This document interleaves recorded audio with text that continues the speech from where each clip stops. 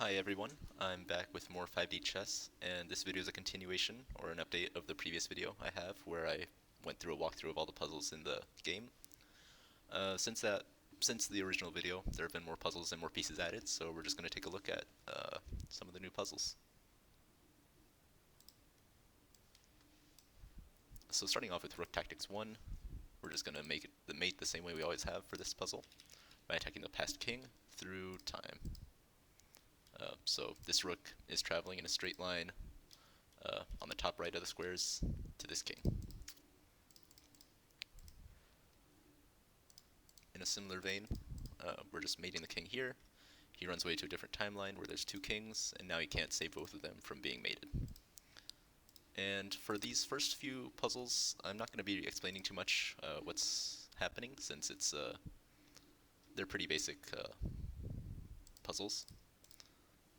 But when we get to combo attacks and new pieces, I think I'll slow down a little and explain the thought process.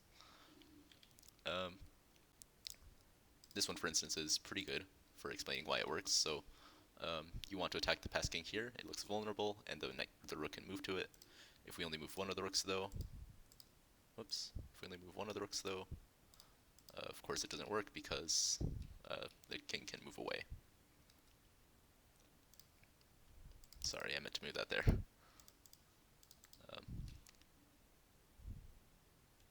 This is also a valid solution because the king is defending the rook. So let's see what happens when. Let's see what happens when nothing defends the rook, like I was trying to show. Of course, this doesn't work because the king can just recap, and there's nothing preventing that. So my intended solution is this one, where the rooks guard each other through time, or through the frames, through the branches, and then the rook attacks the king in the past. On to Rook Tactics 5. This one's easy if you've played chess, so this is a typical rook mating pattern because the king can't move towards the black king. And then when the king escapes, you just go again, and the rooks are guarding each other through the branch. On to the knight tactics. This just shows that you can mate through time, move through time with the knight because it moves back one frame and up 2 units within the frame. For knight tactics 2, same thing except different. So in this case we're going here, and now we're going back 2 frames and up 1 unit within the frame. For knight tactics 3, we're going right here, and now we're going 1 unit up. Sorry, let me show this. So we're going 1 frame up through the branches, and then 2 units right within the frame to attack the king. And this just shows that you can move between frames as well with the knight, or between branches, I mean. For knight tactics 4, this shows that you can move 2 frames back with the knight. And this creates a new branch where you're attacking the king directly above your branch, and 2 units up, of course. On to knight tactics 5. So here, you're going 1 frame back, and 2 to the left. And so this, of course, attacks the king 1 branch above yours. Knight tactics 6. This is an interesting one, so you first want to put him into check, and then into check again. And finally you want to create an attack with 2 knights. Whoops, that's not right. I should have just undone that move, but I'm not 100% familiar with the interface.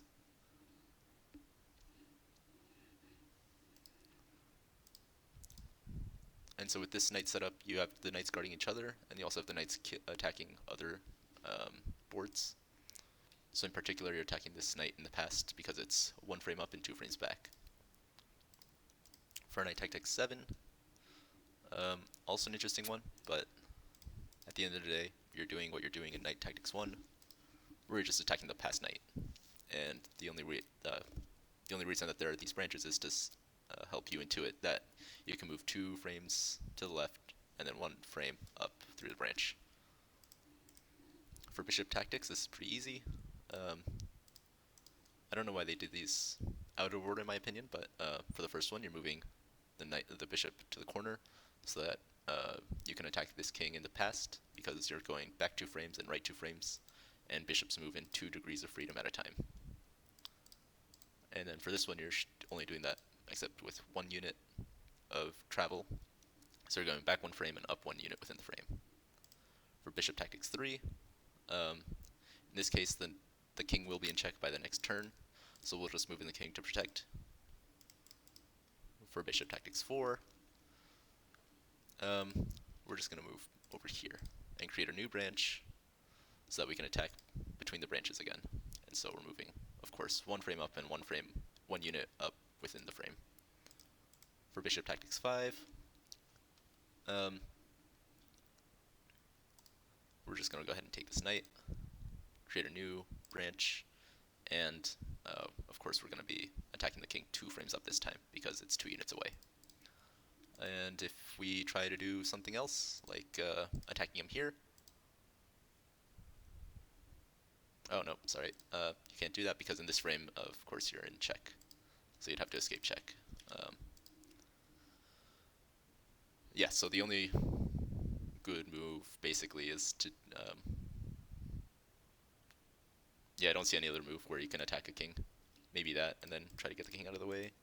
But that doesn't work, of course, because you're not attacking anything.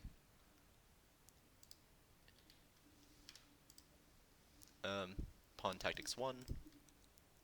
So this is just showing you that how pawns attack, and this is of course mate because the knight guards the pawn. Pawn Tactics 2. This is just showing you that you can go also between boards because pawns can move 1 unit up, and up in the context of the branches is just moving up literally 1 frame. And notice that the reverse doesn't apply, you can't go down a frame.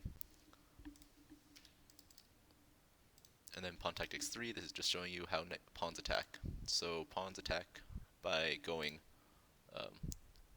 up 1 unit and to the right 1 unit, and so that would hit this king, but of course the king can just run away.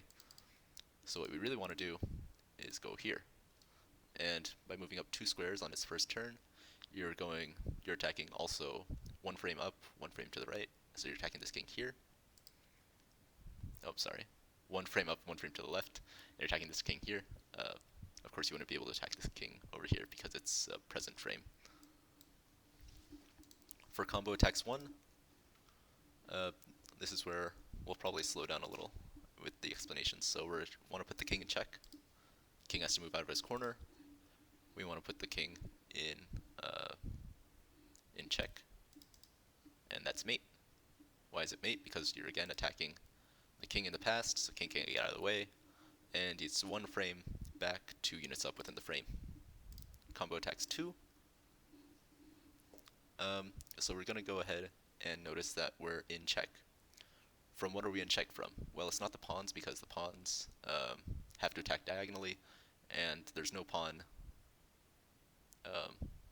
You can't move like down a frame and then diagonally. So we're in check from this rook here, who's attacking through the branches. And so to block that, we just move a pawn in the way. And then to attack the king, we do what we've always done and attack like this. 1 frame back, 2 units up. For Combo Attacks 3, we're just going to go ahead and move this rook back. This spurs the creation of a new branch, and the new branch is perfectly set up so that this pawn can attack diagonally this king. So it's of course attacking 1 frame up and then 1 frame to the right, which attacks this king. And let's see what happens if you only move 1 frame back. So the pawn that was here can't attack anything because this is a present frame. Combo Attacks 4. So we're going to go ahead and move this bishop over here. This puts the king in check. King moves away from the corner. And now you can attack the king. That's at the very start of this puzzle, at the top right. And so this is similar to Rook Tactics 1, except you've just got to lure the king away. Something interesting I learned over the course of recording this is that you can get lucky sometimes with the king's movement, where the king just moves away on his own. It used to be that there was like a pawn or something that the king could choose to move instead. But I guess the developers wanted to show a bishop sack or something. I'm not sure what the logic was there. Combo Attacks 5. So in this point, we just want to buy time. Because we're a little screwed right now in terms of how the knight is attacking. So we've still got one more board, and with that one more board, we can move to happier times. So we're going to move this knight back, create a new branch, and then having bought ourselves some time, we can go ahead and capture this and also attack a previous king. On to the backrank basics. So we're going to breeze by these again because it's obvious how it's made. Same thing here. Oops. And then same thing here. You're doing the same thing twice, and again the king can't escape anymore. And then for backrank basics 4. So this time you've got a little hidey hole that you want to go ahead and exploit.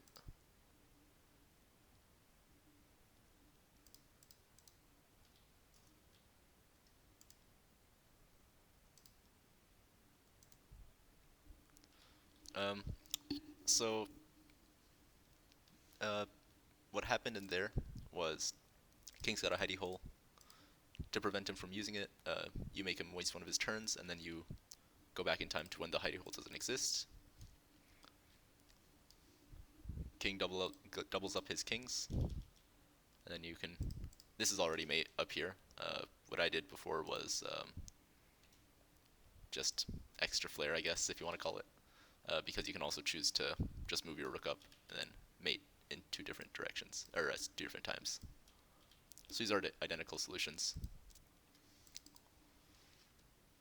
Queen tactics. So we're going to go ahead and show how the queen works. Why is this a mate? This king can run away to the top right, however the king in the past can't, and we're attacking both. Queen tactics 2. In this case, we want to just move the queen here, and then here. I'm sorry, I messed that up. I didn't read my notes right.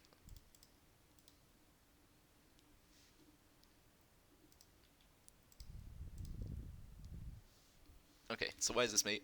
You're of course attacking through the branches, and the queen protects queen, of course.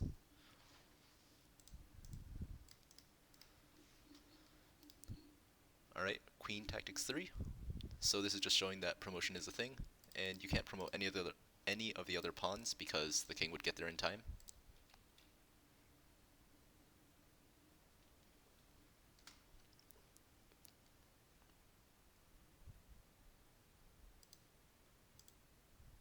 And then we move there for their mate. So why is it mate? We're of course attacking previous kings again. So it's up a frame, left a frame, and then diagonal within the frame. So queen's got unlimited axes of freedom it can move in, so long as it moves in a straight line, of course. And so that means that its direction of influence is pretty big. In this one, we just want to go here. And then we want to go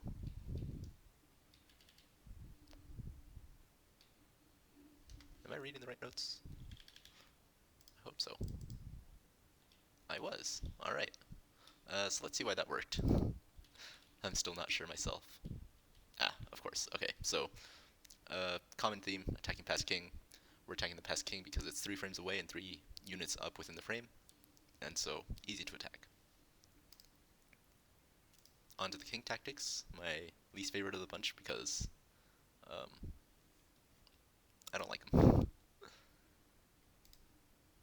So in this one, we're just going to move the king over here, and this sets up a king attack through these past white kings who are all in the line of attack now. And you're of course want to advance this branch so that the king can be positioned so that it's 1 unit away from all these kings. On to king tactics 2. We're going to move this top king.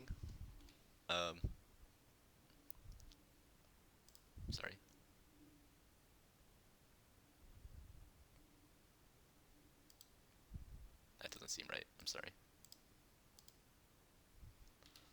And what we're doing here is, again, we're setting up the king so that it's 1 unit away from this king right here. And we can't set it up so that it's right here, for instance, because you're not attacking anything. And you can't set it up so that it's in the middle. Whoops. You can't set it up so that it's in the middle of the board because, of course, you're attacked by the black king. And any other square won't put you within striking distance. King Tactics 3. We're going to go ahead and move this top king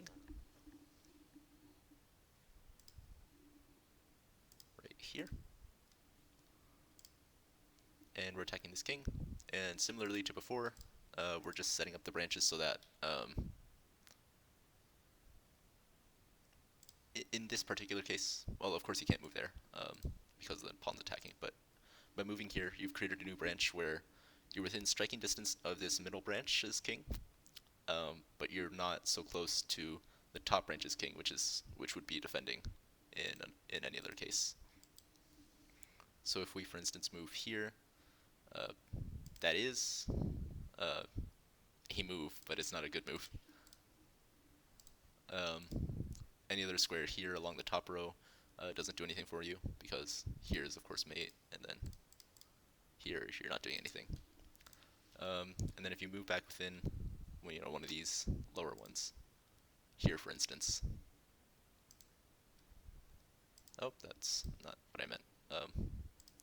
If you move here, for instance, you're still not within striking range. So onto the unicorn tactics, the first of the bunch. So the unicorn is constricted in movement by frame jumps, or 3 degrees of freedom, I guess. So it can move straight back within, like, one axis is in this case is the frame. The second axis is, of course, like left and right within the frame, and then the third axis is up and down within the frame. And so in this case, we already noticed that we're putting the pass king in check, because by the next turn, the unicorn's influence will expand out, so that it'll be 2 frames back, 2 units within the frame, and then, sorry, 2 units to the right within the frame, and then 2 units up within the frame. So that correctly attacks the top right king here. Unicorn Tactics 2. So in this case, we're going to take advantage of all 3 degrees of freedom. So we're going to move the unicorn 1 frame up, 1 frame to the left, and then right here. I misread my notes.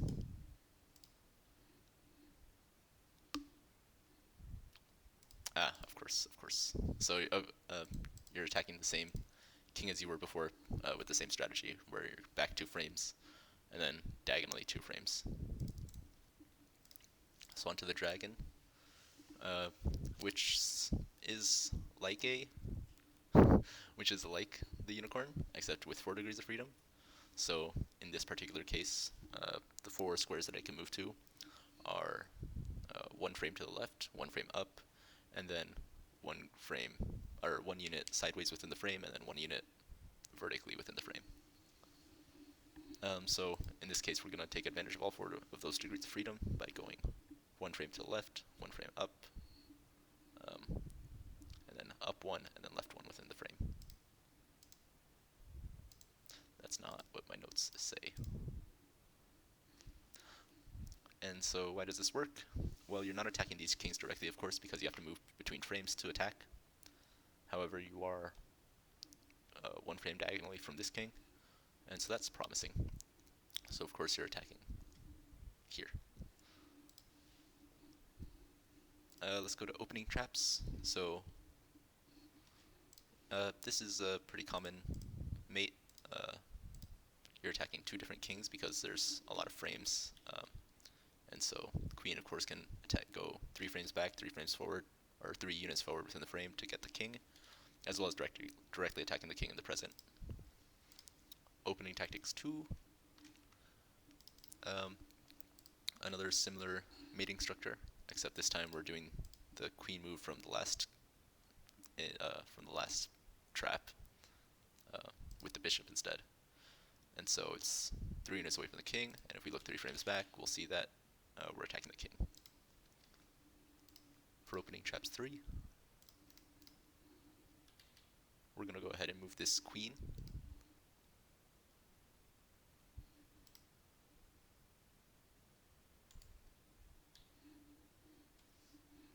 I'm sorry, I'm looking at the wrong thing.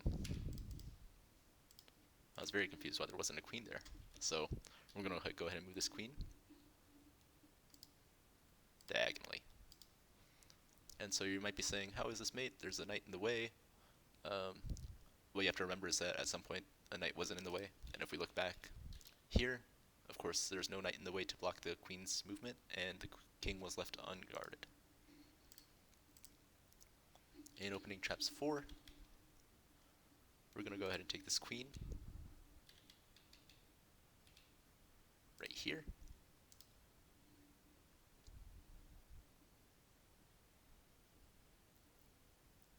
So this already looks like a pretty potent structure because you have the 2 queens guarding each other next to the king. And there's no piece that's immediately able to take it back. And then now you're in this position where you can just do the same thing. And then queens protect queens. So the queen is attacking the king within the board, as well as the adjacent boards because of their placement relative to the frame of this one. And then the queen, of course, here is attacking all the kings as well, and is defended through the branches by the other queen. For opening traps 5, we're going to go ahead and move this queen through a few frames back, and then up and to the right.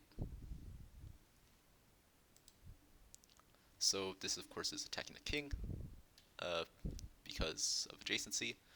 And why can't the other king take back? Because you have a queen up here defending.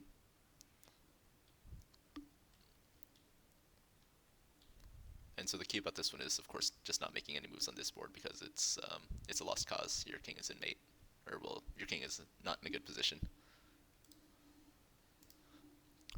On to tricky checkmates. So we're going to go ahead and block the pawn because we want to force the. We don't want to allow the king to escape to an active board. And then we'll go ahead and check with the bishop. And so why is this mate? You've blocked all the king's available moves, and the bishop is attacking the king in the past. On to tricky checkmates 2. So we're going to go ahead and move this knight right here, and the bishop right here. And we're doubling our attacks. I messed up my bishop placement.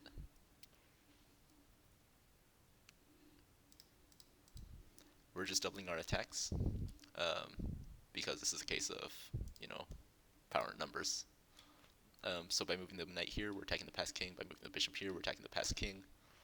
And by having these pieces guard each other through the branches, the king can't capture back on either one. So let's see what happens if we only do like one or the other.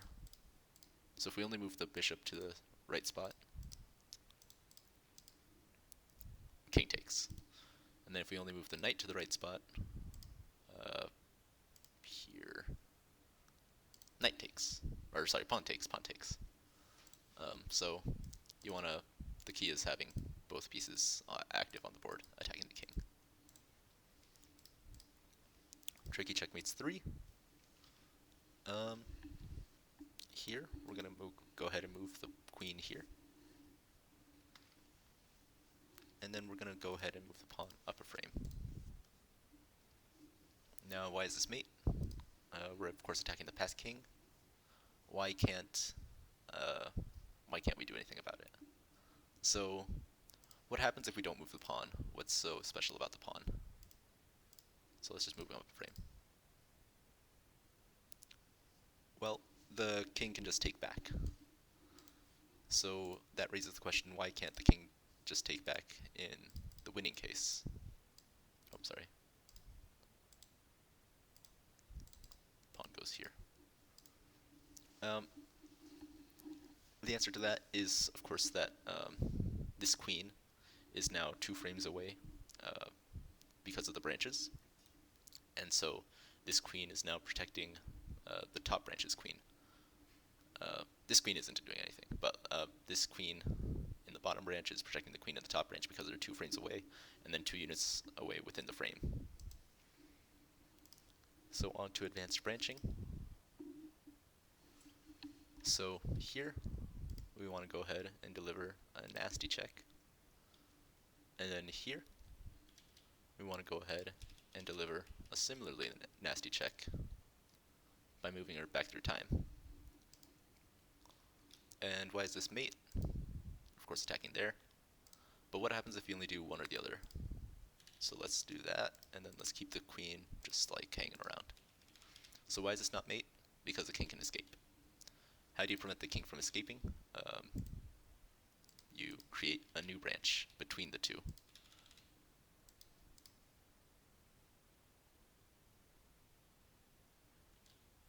So this king can't escape anymore because it's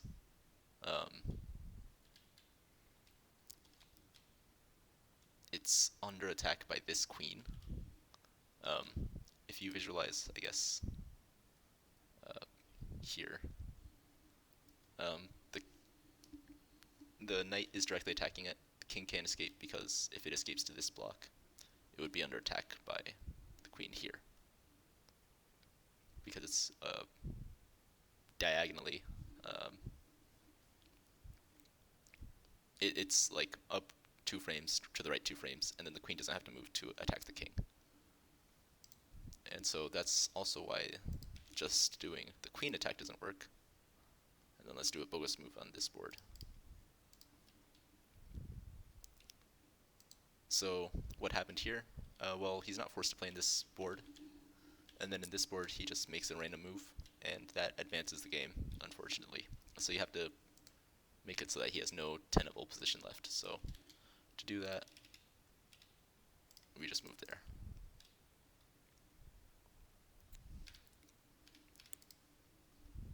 So let's go on to advanced branching 2. So here, we're going to go ahead and move this bishop. And then put the king in check. Then we want to move this knight here. And with their powers combined, they deliver a checkmate over the void. So what do I mean by that? Well, of course, the knight is far away from this king. But what happens if we don't create a new branch with this bishop? So, like, what happens if bishop takes bishop, and then the knight tries to jump over here? Well, it's created a new branch, but this new branch that it creates isn't in an attacking position for black, because the knight can't move like 2 units. If it moves 2 frames up, it'll end up here. And this is like an active square for white. So there's no position it can get to where it can attack the white king. By creating a new branch, however, and going back in time like this, you created a new void here, and this void counts as a frame that the knight can move through.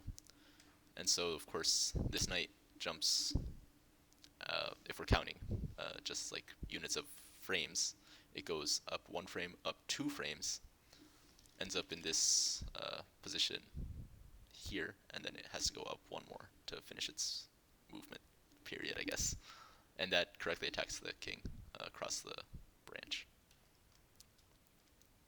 And so what I mean by that, of course, is it moves up 2 frames and then just up 1 unit within the frame to make that doubly clear. And that about does it. All 49 puzzles of the game. Thank you for watching.